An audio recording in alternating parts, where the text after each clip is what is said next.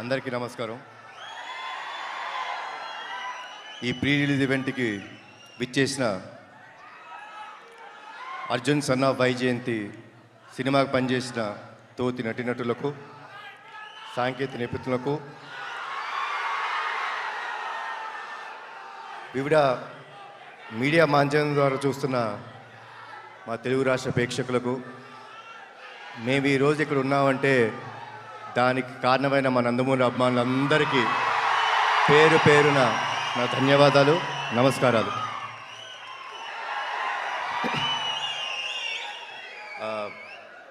మూడు ఈవెంట్స్ చేసామండి ఇప్పుడు దాకా, పబ్లిక్ ఈవెంట్స్. 3 ఈవెంట్స్లో ఈ సినిమా గురించి చాలా విషయాలు మాట్లాడాను.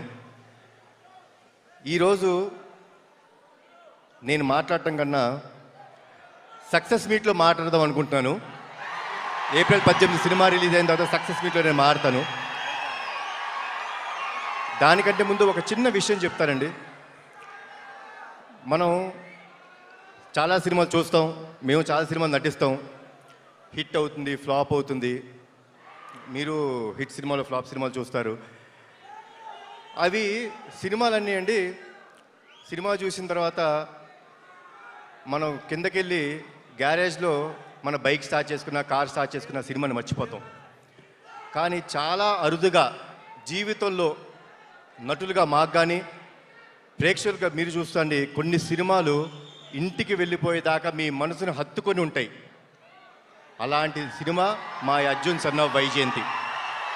చాలా రోజులు గుర్తుపెట్టుకుంటారు. అది నా నమ్మకం అండి. ఇది మీ అందరికీ గ్యారంటీ ఇస్తున్నాను. సో నా స్పీచ్ ముగించే ముందు మీరందరూ ఎవరి మాటల కోసం అయితే వెయిట్ చేస్తున్నారో, నా తమ్ముడు